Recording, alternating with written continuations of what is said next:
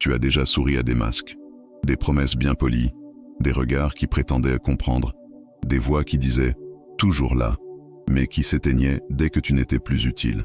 Tu as serré des mains froides, envoyé des messages restés sans réponse, cru à des silences présentés comme de la pudeur, alors qu'ils cachaient juste l'indifférence. Et tu as ressenti ce moment précis où la confiance s'effondre, non pas comme une explosion, mais comme un effritement lent. Tu pensais être entouré et tu te découvres seul.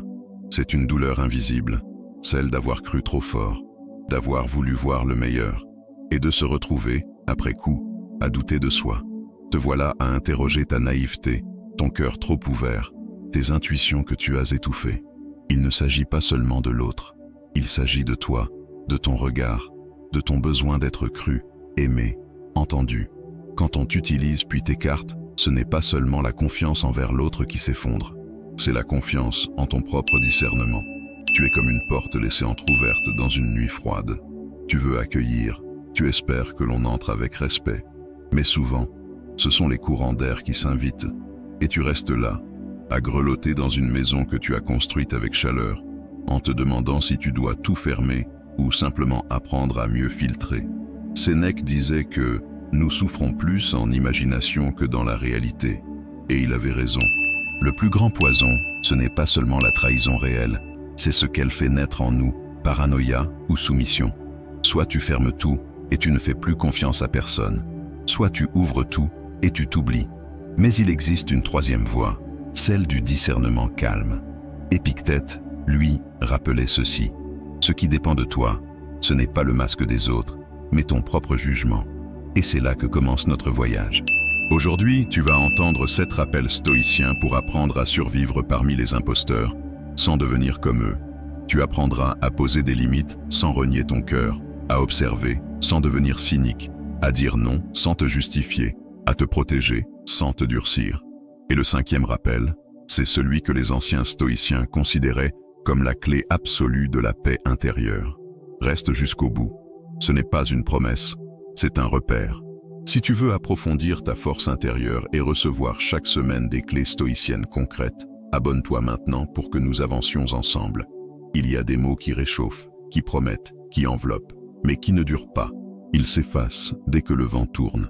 Tu as connu ces phrases enthousiastes. Je suis là pour toi, tu peux compter sur moi. Puis, l'absence glaciale quand tu tends la main. C'est une douleur fine, presque honteuse, celle d'avoir cru, encore. Tu te demandes si c'est toi qui attends trop, ou si ce monde est devenu un théâtre où plus personne ne tient parole. La distorsion est insidieuse. Tu as appris à associer intensité émotionnelle et fiabilité. Tu penses, s'il le dit avec autant de force, c'est qu'il est sincère. Mais Sénèque, en observateur lucide de l'âme humaine, rappelait que la parole est vent. Ce n'est pas ce qui est dit qui construit la confiance, c'est ce qui est tenu. Et trop souvent, on s'attache aux envolées, pas aux fondations. Alors, prends un nouveau repère. Ne cherche plus la chaleur des mots, cherche la solidité des actes. Mets en place ce que j'appelle des contrats comportementaux. Ne demande plus seulement « tu es là pour moi », mais à quelle fréquence, sous quelle forme, avec quels engagements clairs. N'attends plus les grandes promesses. Exige des traces, délais, livrables, critères écrits, dans le travail, dans l'amitié, même dans l'intimité. C'est un changement subtil, mais puissant. Tu cesses de tendre l'oreille au drapeau qui claque au vent, et tu reviens à ta boussole. Une boussole ne fait pas de bruit, mais elle guide, chaque fois, sans détour. Imagine, tu es dans un port, des bateaux arrivent, tous ornés de bannières colorées.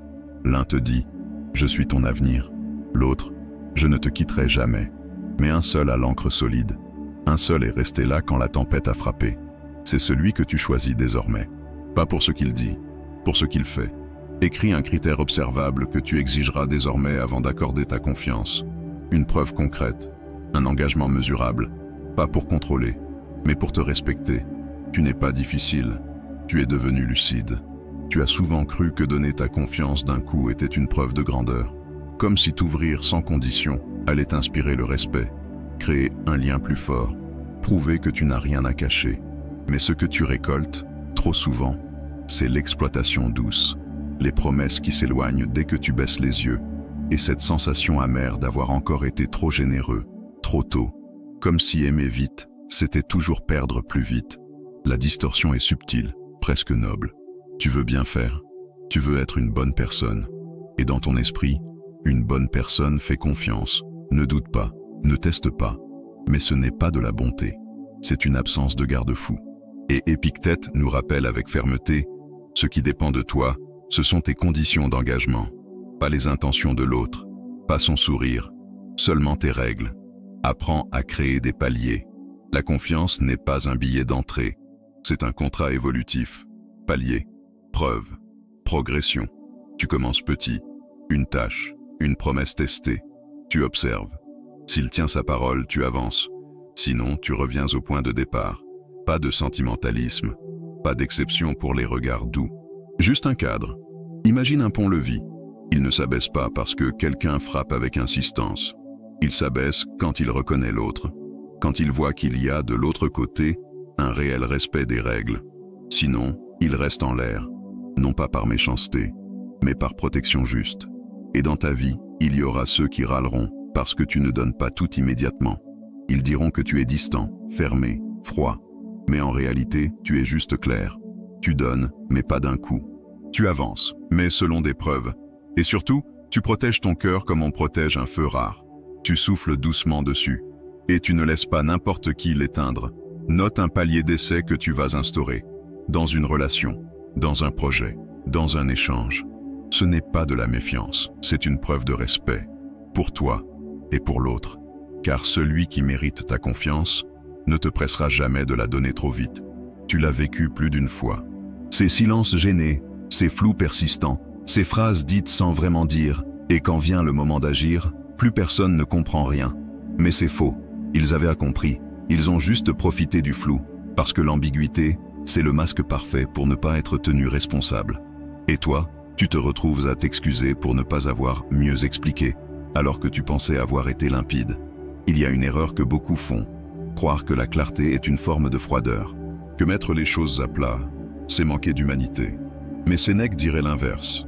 Il dirait que la clarté est une forme d'amour, une manière d'épargner à l'autre les faux espoirs, les attentes irréalistes, les conflits inutiles. Et surtout, c'est une lumière que les manipulateurs fuient. Les doubles visages n'aiment pas les phrases nettes, ils préfèrent les demi-mots, les engagements glissants, les rôles mal définis.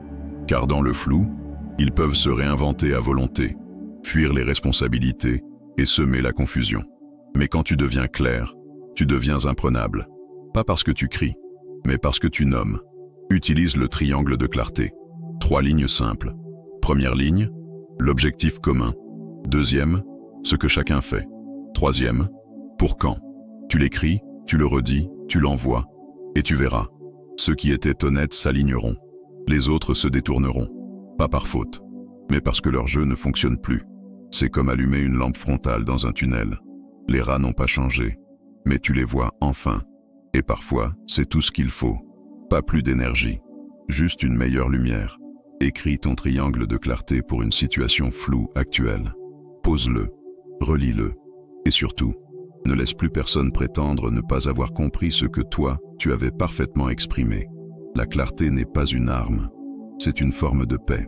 Une paix que tu choisis. Il y a des visages qui changent dès qu'on ose dire non, des sourires qui se figent, des regards qui s'assombrissent, des voix qui deviennent froides ou accusatrices. Tu l'as peut-être vu un jour où, épuisé, tu n'as pas répondu à un message tout de suite, ou quand tu as annulé un rendez-vous pour te reposer. Et là, sans prévenir, la personne révèle ce qu'elle attendait vraiment de toi. Ta disponibilité constante, pas ton bien-être. Mais le vrai choc, ce n'est pas leur réaction. C'est de réaliser que tu n'avais jamais testé la solidité du lien. Tu as tout donné, tout offert, sans jamais vérifier si la relation tenait debout sans ton sacrifice. Épictète l'avait compris. Ce n'est pas l'événement qui révèle l'homme, c'est sa réponse. Et il n'y a pas de meilleure révélation que le test du refus raisonnable. Tu dis non à une demande légère. Tu observes et tu comprends. Certains te respecteront plus encore. D'autres se vexeront. Certains disparaîtront. Ce test ne demande ni violence ni justification. Il est simple, calme, inattaquable. Un non serein, posé, sans colère. Tu refuses un service non vital. Tu limites une disponibilité excessive. Et là, Tu regardes. Catégorie A, ceux qui respectent. Catégorie B, ceux qui insistent doucement. Catégorie C, ceux qui punissent, manipulent ou s'effacent. Ce n'est pas cruel. C'est de la chimie émotionnelle. Le verre trempé résiste. Le plastique fond. Et mieux vaut le savoir tôt que de bâtir sur un matériau instable. Comme une verrerie de laboratoire, le choc révèle la composition. Ce que tu poses aujourd'hui comme frontière évite les incendies de demain. Et plus tu t'exerces à dire non dans le calme, plus ta dignité cesse de dépendre de l'approbation extérieure. Rappelle-toi, ce n'est pas en disant oui à tout que tu prouves ta bonté. C'est en sachant dire non sans blesser, sans te trahir, que tu affirmes ta valeur. Quelle sera ta prochaine vérité silencieuse? Peut-être ce non que tu n'as jamais osé formuler. Peut-être ce respect que tu veux enfin recevoir. Pas parce que tu cries, mais parce que tu tiens bon. Il y a des guerres silencieuses qui te vident sans bruit. Tu n'as pas crié, tu n'as pas réagi. Et pourtant, tu ressors vidé, comme si ton énergie avait été siphonnée par des présences invisibles. Parfois, ce ne sont pas les conflits ouverts qui t'abîment, mais les 1000 micro-expositions toxiques que tu tolères chaque jour. Un groupe WhatsApp qui ne respecte rien, une collègue qui critique sous couvert d'humour, une habitude de tout lire, tout encaisser, tout garder. Tu crois être fort en encaissant, mais tu deviens poreux. Et c'est là que les imposteurs prospèrent. Ils vivent de ton attention, pas de la vérité, pas de la clarté, mais de ta capacité à rester branché sur leur fréquence. Tant que tu écoutes, ils existent. Marc Aurèle l'avait compris, même au cœur de l'Empire.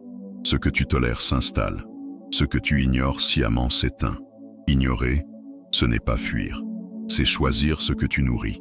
Et tout ce que tu regardes trop longtemps finit par s'infiltrer en toi. Alors tu dois faire le tri. Tu dois dresser un cordon sanitaire autour de ta paix.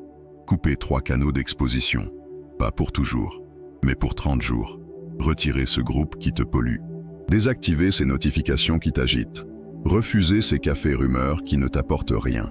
Et à la place, installer un rituel, simple, apaisant. Marcher seul, lire quelques pages. Écrire ce que tu ressens sans devoir te justifier. Imagine ton esprit comme un jardin clos. Moins tu laisses entrer d'intrus, plus les roses poussent en paix. Ce que tu protèges grandit. Ce que tu laisses ouvert s'épuise. Tu ne peux pas changer les autres, mais tu peux décider où va ton attention.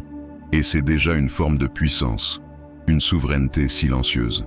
Car protéger ta paix, ce n'est pas être égoïste. C'est reconnaître sa valeur et refuser de la brader pour un peu de compagnie ou un semblant de lien. Ce que tu éteins aujourd'hui, c'est peut-être ce qui t'empêchait de respirer. Ce que tu retires de ton champ, c'est peut-être ce qui étouffait ta clarté. Tu as le droit de choisir la paix, même si personne ne la comprend, même si personne ne la valide. Parce qu'à la fin, c'est elle qui te sauve. Il y a ces présences qui brillent quand tu es utile et s'évanouissent dès que tu n'as plus rien à offrir.